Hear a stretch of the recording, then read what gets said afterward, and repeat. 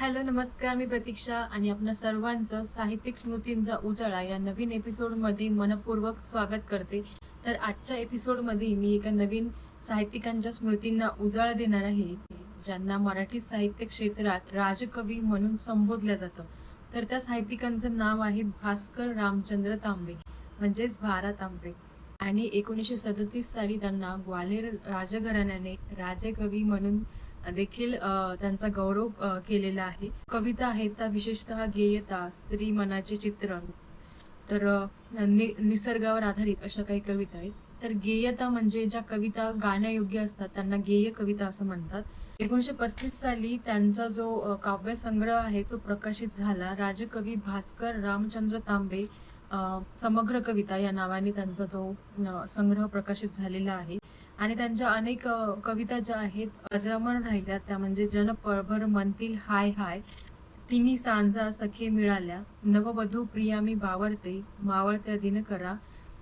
तर अशा त्यांच्या काही कविता आहेत ज्या. तर मला त्यांची जी आवडलेली कविता आहे, तिचं कवितेचे शीर्षक आहे सायंकाळची शोभा. म्हणजे भा. तांबे यांनी सायंकाळचं वर्णन त्यांच्या शब्दात केलेलं आहे. तर ती कविता मला फार आवडली आणि म्हणून मी आजच्या ह्या एपिसोडमध्ये आपल्या सर्वांसमोर सादर करणार आहे. तर कवितेला सुरुवात करते. तर कवितेचं पहिलं कडवं असं आहे की पिवळे तांबूस ऊन कोवळे पसरे चौफेर, ओढा नेई सोने वाटे वाहून या दूर. तर पहिल्या कडव्यात कविवर्य म्हणतात की सायंकाळचे कोवळे पिवळे लालसर ऊन सगळीकडे पसरले आहे आणि ते सोनेरी ऊन ओढ्याच्या पाण्यात पडल्यामुळे जणू ओढा सोन्याची पाणी वाहून नेतो की काय असे त्यांना वाटतं आहे. तर गावाकडे ओढा असायचा. माझ्या गावाकडे देखील ओढा आहे. माझ्या घराच्या नंतर पूर्ण शेतीचाच भाग आहे आणि त्यानंतर एक ओढा आहे. तर दुसऱ्या कडव्यात कविवर्य म्हणतात की झाडांनी किती मुकुट घातले डोकीस सोनेरी, पूर्णांवर शेतात पसरला गुलाल चौफेर.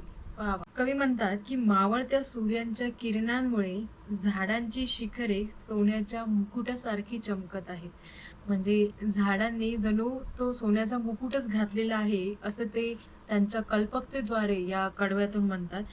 संध्याकाळच्या लालसर प्रकाशामुळे संपूर्ण शेतांवर आणि कुरणांवर जणू गुलालच उधळला गेलेला आहे. फार सुंदर वर्णन कविवर यांनी केलेलं आहे. या कडव्यात ते म्हणतात की हिरवे हिरवे गार शेत हे सुंदर साळीचे, झोके घेत कसे चहूकडे हिरवे गालीचे. वा वा, क्या बात आहे. सुंदर साळीचे. साळीचे म्हणजे भाताची शेती. भाताची जी हिरवेगार शेत आहे ते वाऱ्यावर डोलताना अतिशय सुंदर दिसत आहे, जणू एखादं चित्र आहे. आणि हे दृश्य पाहून त्यांना असं वाटतं की जणू पृथ्वीने सर्वत्र हिरवे हिरवे गालिचेच अंथरलेले आहेत पृथ्वीवर. चौथ्या कडव्यात कविवर्य म्हणतात की सोनेरी मखमली रुपेरी पंख किती कांचे, रंग किती वर तऱ्हे तऱ्हेचे, इंद्रधनुष्याचे.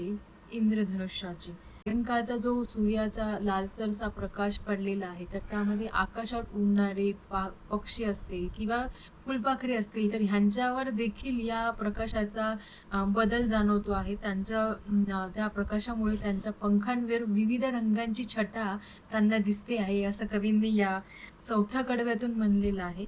पाचव्या कडव्यात ते म्हणतात, अशी अचल फुलपाखरे फुले साळीस जणू झुलती, साळीवर झोपली जणू का पाळण्यात झुलती, का पाळण्यात झुलती. भाताच्या पिकांवर स्थिर बसलेली फुलपाखरं जणू साळीला आलेली सुंदर फुलच वाटत आहे.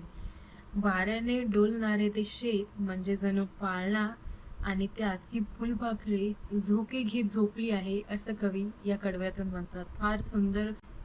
सहाव्या कडव्यात ते म्हणतात की झुळकून सुळकून इकडून तिकडे किती दुसरे उडती, हिरे मानके पाचू फुटुनी पंखांची गरगरती, पंखची गरगरती.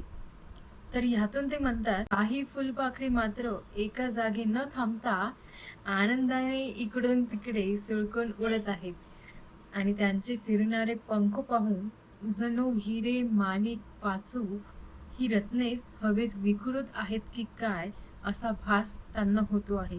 वा, म्हणजे या जे भिरभिरणारी फुलपाखरं आहेत तर ह्यांच्या पंखातून त्यांनी हिरे माणिक रत्न पाचू ही जी काही आहे, तर ही विखुरताना त्यांना भास होतो आहे.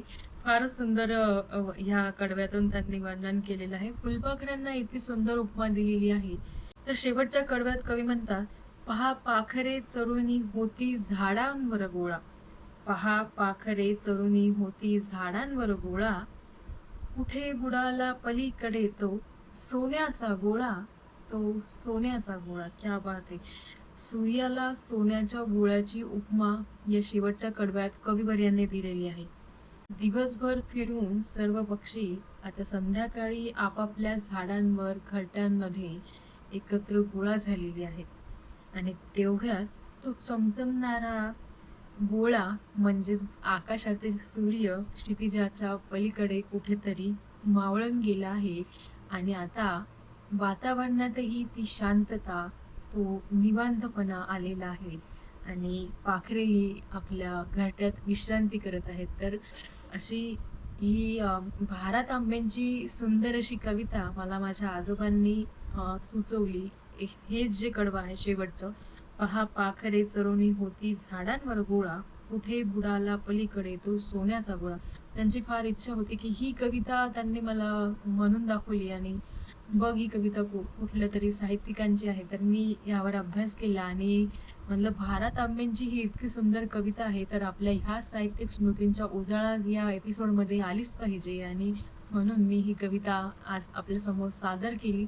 तर आपल्याला ही कविता कशी वाटली ही आपल्या प्रतिक्रियेद्वारे जरूर कळवा. तुम्हालाही जर एखाद्या कवींचं नाव सुचवायचं असेल, तर तुम्ही प्रतिक्रियेद्वारे ते नाव सुचवू शकता. व्हिडिओ जर आवडला असेल तर लाईक करा आणि तुमच्या नातेवाईकांना, मित्र-मैत्रिणींना शेअर करायला विसरू नका. तर मग भेटूया पुढील भागात एका नवीन साहित्यिकांच्या स्मृतींसह. तोपर्यंत मनःपूर्वक धन्यवाद.